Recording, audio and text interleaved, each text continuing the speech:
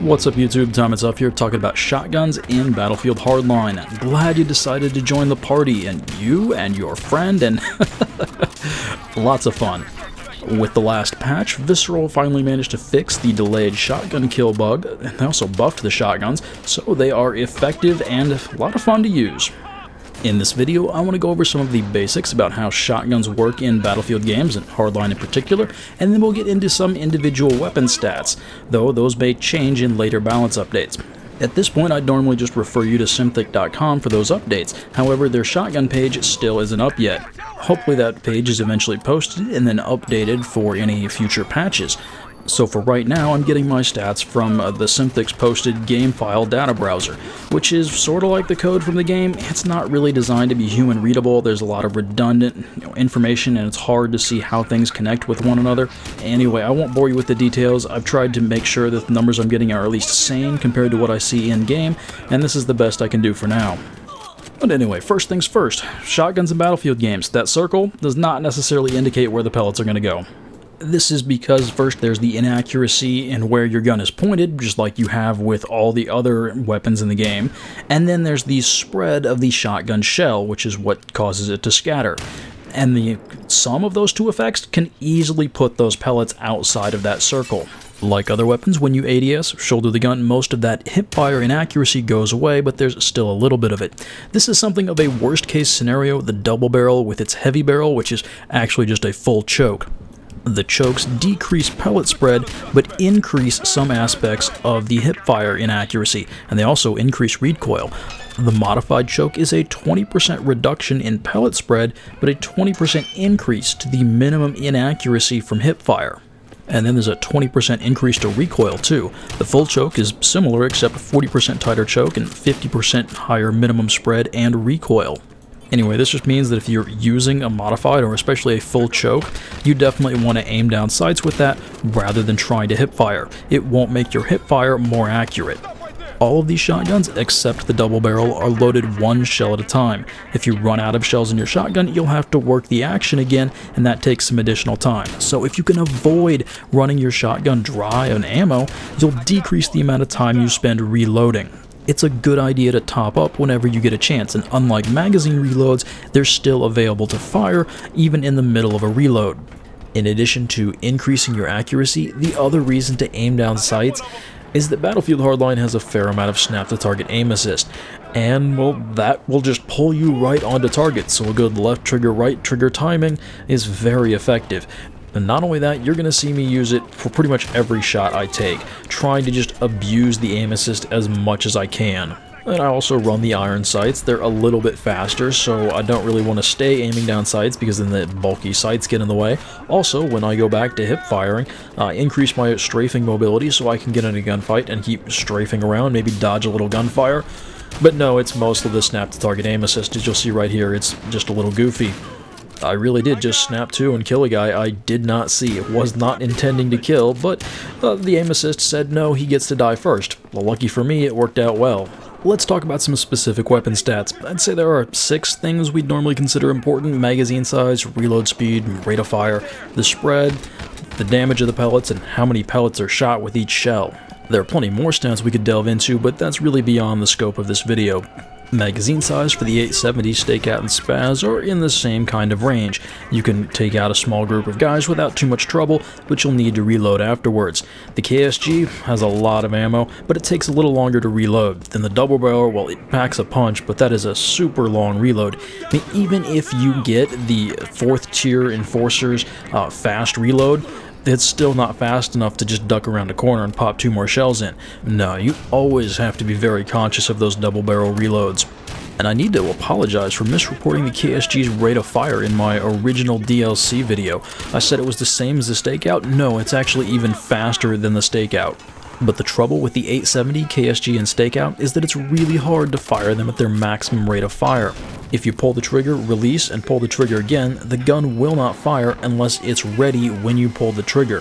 Whereas the Spaz, if you just pull the trigger after releasing and hold the trigger down, it'll fire that second shot once it's ready. Where guns' bullets can do different damages, shotguns' pellets can do different damages too, but the guns can also fire different numbers of pellets. The whole thing gets to be just a bit complicated. But in balance updates, I think we can expect damage to be more likely to change than the number of pellets, so I'm going to separate those two things out here, and then we'll try and make sense of all the stats together. What I want to point out here is that the 870 has 20% more spread than the KSG and fires 20% more pellets. And the KSG and 870 fire the same pellet. The larger spread means that the damage gets spread over a larger area, but more pellets means more damage.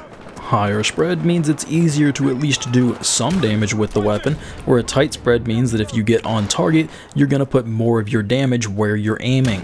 And the pellets follow a uniform distribution in terms of their distance from the center point where that shell was fired, which actually means that they cluster around the center.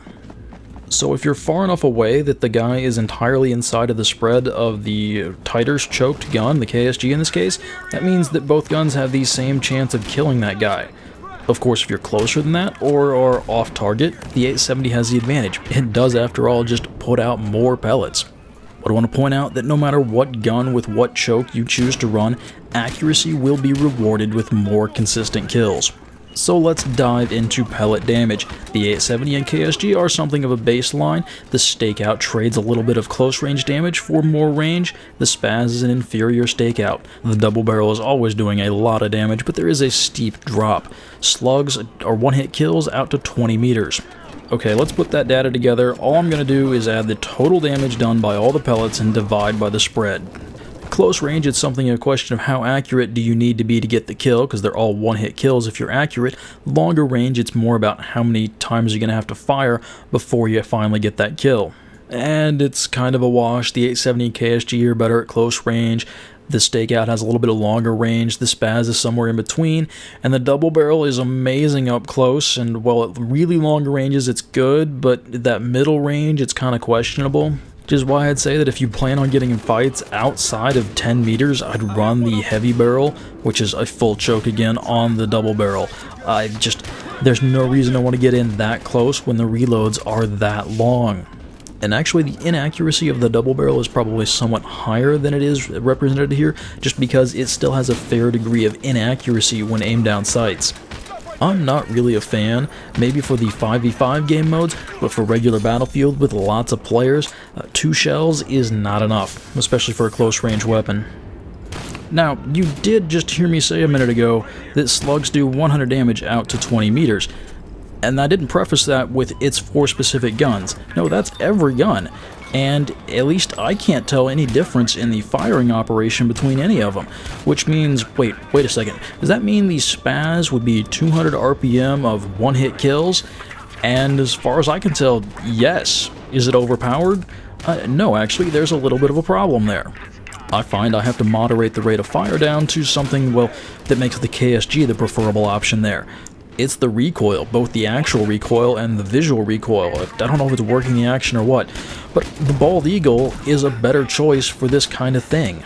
There's just not enough advantage over running buckshot. If you want to go something slug-like, then start trying out the chokes. I'd start with the modified on the Stakeout, as it has the largest spread and best longer range damage, and then experiment from there. The Bald Eagle is the shotgunner's pistol of choice. Mostly, I'd say it's the only choice, because all the other options don't have the same kind of ranged ability that the Bald Eagle does. Slugs can be a lot of fun, I just think buckshot's more effective, so keep the shot in your shotguns. I touched on breaching rounds in my DLC video, but some of that information bears repeating. They're for triggering environmental destruction, not much else. They come as a secondary fire option. You have to push down on the D-pad, at least on the Xbox, and select it every time you want to fire a breaching round. After you fire a breaching round, the gun switches back, and if you see the bullet icon instead of the shell, you're firing normal buckshot. The range limit is 9 meters because they time out after 0.03 of a second. In addition to the impact damage, there's a small 10 damage explosion. I mean, very small, which is what triggers the environmental damage. But that also means it's possible to kill yourself with these things, which is entirely the opposite point of real-life breaching rounds. So while they might be a tiny bit more effective against infantry in really close range but not super close range applications, I'm not going to recommend trying to use them for anything other than planned environmental destruction. Consider the warranty void. I want to thank you guys for watching. I hope this video has been useful, informative, entertaining. Given how significant a lot of those balance changes were in the last patch, I wouldn't be surprised if we see some more tweaks. Be sure to check the description below for updates, and Synthic.com too for all their great stats. Thanks for watching, and this was the worst time to run out of hard drive space ever. I tell you, I just needed like 2 more seconds.